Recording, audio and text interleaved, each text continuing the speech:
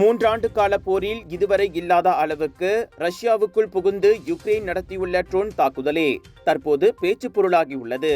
யுக்ரைனில் இருந்து 4300 கிலோமீட்டர் தொலைவில் இருக்கும் ரஷ்யாவின் 4 விமானப்படை தளங்களை குறிவைத்து அத்தாக்குதல் நடத்தப்பட்டது.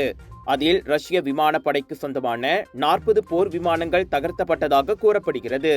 அவை மிகவும் விலை உயர்ந்த போர் விமானங்கள் என்பதால் ரஷ்யாவுக்கு ஏற்பட்டுள்ள மிகப்பெரிய சேதமாக கருதப்படுகிறது. யுக்ரைனின் இந்த ட்ரோன் தாக்குதல் கவனமாக திட்டமிடப்பட்டு வெற்றிகரமாக செயல்படுத்தப்பட்டதானது. ரஷ்யாவை மட்டுமல்லாமல் மற்ற நாடுகளையும் மிரள செய்துள்ளது.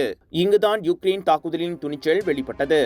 அதாவது எல்லையில் இருந்து எல்லா வழிகளிலும் ட்ரோன்களை பறக்கவிட முயற்சிப்பதற்கு பதிலாக யுக்ரைன் தான் குறிவைக்க விரும்பிய தளங்களுக்கு அருகிலேயே அவற்றை கடத்தி அங்கிருந்து ஏவியது. CNN துப்பு துளுக்கியதில் அத்தாக்குதலில் மொத்தமாக 117 ட்ரோன்கள் பயன்படுத்தப்பட்டது தெரியவந்தது. செயல்பாட்டாளர்களால் ரஷ்யாவுக்குள் கடத்தப்பட்ட இந்த ட்ரோன்கள் பின்னர் நடமாடும் மரக்கொட்டைகளுக்குள் மறைத்து வைக்கப்பட்டன.